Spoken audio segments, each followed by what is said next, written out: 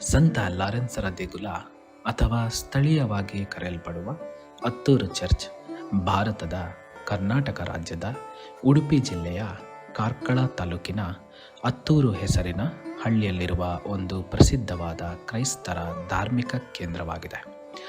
ಇದೊಂದು Roman Catholic ದೇವಾಲಯವಾಗಿದೆ. ಈ ದೇವಾಲಯವನ್ನು 1759ರಲ್ಲಿ ನಿರ್ಮಿಸಲಾಯಿತು. ಭಕ್ತರ ಹರಕೆಯನ್ನು ಈಡೇರಿಸುವ ಈ ಅತ್ತೂರು ಸಂತ ಲಾರೆನ್ಸ್ ಕ್ಷೇತ್ರ ಸರ್ವಧರ್ಮದ ಸಮ್ಮಿಲನ ಹಾಗೂ ಪವಾಡಕ್ಕೆ ಪ್ರಸಿದ್ಧವಾಗಿದೆ. ಕ್ರಿಸ್ತಶಕ 275ರಲ್ಲಿ ರೋಮ್ ಚಕ್ರವರ್ತಿಯ ಧರ್ಮ ವಿರೋಧಿ ನೀತಿಯಿಂದಾಗಿ ಕ್ರೈಸ್ತ ಧರ್ಮಕ್ಕಾಗಿ ಹುತಾತ್ಮರಾದ ಸಂತ ಲಾರೆನ್ಸರ ಹೆಸರಿನಲ್ಲಿ ಈ ಕ್ರೈಸ್ತ ದೇವಾಲಯವನ್ನು ನಿರ್ಮಿಸಲಾಗಿದೆ. ಸುಮಾರು 3 ಶತಮಾನಗಳ ಇತಿಹಾಸವುಳ್ಳ ಅತ್ತೂರು ಸಂತ ಲಾರೆನ್ಸರ ಪುಣ್ಯಕ್ಷೇತ್ರವು ಪಶ್ಚಿಮ ಕರಾವಳಿಯ ಜನತೆಗೆ ಮಾತ್ರವಲ್ಲ, ಕರ್ನಾಟಕ ಮತ್ತು ಭಾರತದಾದ್ಯಂತ ಸುಪ್ರಸಿದ್ಧ ಧಾರ್ಮಿಕ ಕೇಂದ್ರವಾಗಿದೆ. ಕೇವಲ ಕ್ರೈಸ್ತರು ಮಾತ್ರವಲ್ಲ, ಇತರ ಧರ್ಮದವರಿಗೂ ಇದೊಂದು ವಿಶಿಷ್ಟ ಪುಣ್ಯಕ್ಷೇತ್ರ, ಸಾಮರಸ್ಯದ ಕೇಂದ್ರ ಹಾಗೂ ಪ್ರಾರ್ಥನೆಯ ತಾಣವಾಗಿದೆ.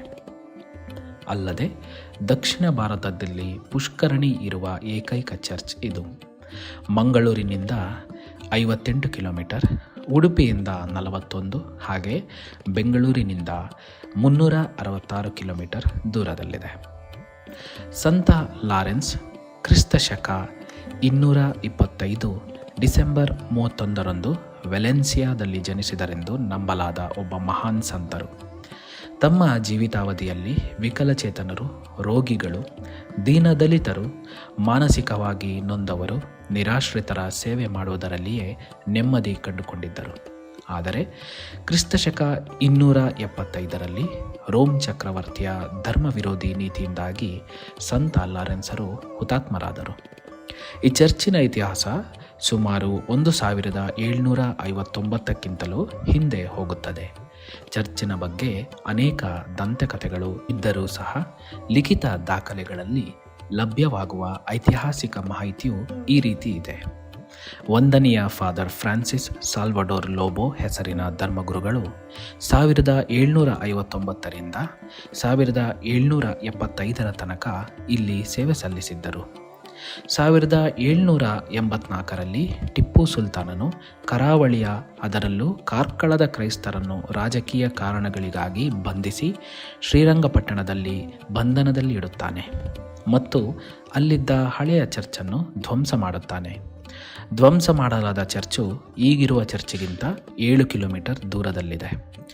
1799ರಲ್ಲಿ ಟಿಪ್ಪು ಸುಲ್ತಾನನ ಮರಣದ ನಂತರ ಬಂಧನ ಮುಕ್ತಗೊಂಡ ಬದುಕುಳಿದ ಕ್ರೈಸ್ತರು ಅತ್ತೂರಿನಿಂದ ನಕ್ರೆಗೆ ಹೋಗುವ ದಾರಿಯ ಪಕ್ಕದಲ್ಲಿ ಮುಳಿ ಹುಲ್ಲಿನ ಚಾವಣಿಯ ಚರ್ಚನ್ನು ಸ್ಥಾಪಿಸಿದರು.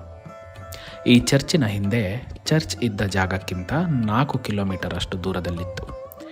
1801ರಲ್ಲಿ ಗೋವಾದ ಪಾದ್ರಿಯ ನೇತೃತ್ವದಲ್ಲಿ ಈ ಚರ್ಚನ್ನು ಜೀರ್ಣೋದ್ಧಾರ ಮಾಡಲಾಯಿತು. ಈ ಮುಳಿ ಹುಲ್ಲಿನ ಚಾವಣಿಯ ಚರ್ಚು ಪ್ರಸ್ತುತ ಈಗ ಇರುವ ಚರ್ಚಿನ ಹಿಂಭಾಗದಲ್ಲಿ ಇತ್ತು. ಸದ್ಯ ಆ ಜಾಗದಲ್ಲಿ ಈಗ ಹೂವಿನ ಉದ್ಯಾನವನವನ್ನು ನಿರ್ಮಿಸಲಾಗಿದೆ. ಈ ಚರ್ಚ್ ದೇವರೊಂದಿಗೆ ಮಧ್ಯಸ್ಥಿಕೆ ವಹಿಸುವ ಶಕ್ತಿಯನ್ನು ಹೊಂದಿದೆ ಎಂದು ವ್ಯಾಪಕವಾಗಿ ನಂಬುತ್ತಾರೆ. ಇಲ್ಲಿ ವಿಶ್ವಾಸದಿಂದ ಪ್ರಾರ್ಥಿಸಿದ ಯಾರೊಬ್ಬರೂ ನಿರಾಶರಾಗಿ ಬರಿಗೈಯಲ್ಲಿ ಹಿಂದಿರುಗುವುದಿಲ್ಲ. ಭಗವಂತನಿಂದ ತಮ್ಮ ಮನದಾಶೆಯನ್ನು ಪೂರೈಸಿಕೊಂಡ ಪ್ರತಿಯೊಬ್ಬರೂ ಅವರನ್ನು ಸ್ತುತಿಸಲು ಮತ್ತೆ ಮತ್ತೆ ಹಿಂದಿರುಗಿ ಬರುತ್ತಿರುವುದೇ ಈ ಪುಣ್ಯಕ್ಷೇತ್ರದ ವೈಶಿಷ್ಟ್ಯ. ಇದು ಜಿಲ್ಲೆಯ ನಿವಾಸಿಗಳನ್ನು ಮಾತ್ರವಲ್ಲದೆ ಭಾರತದ ಎಲ್ಲ ಭಾಗಗಳಿಂದ ಬಂದ ಯಾತ್ರಿಗಳನ್ನು ಆಕರ್ಷಿಸುತ್ತದೆ. ಸ್ನೇಹಿತರೆ, ಈ ವಿಷಯಗಳು ನಿಮಗೆ ಇಷ್ಟವಾದಲ್ಲಿ ನಮ್ಮ ಚಾನಲನ್ನು ಸಬ್ಸ್ಕ್ರೈಬ್ ಮಾಡಿ. ವಂದನೆಗಳು.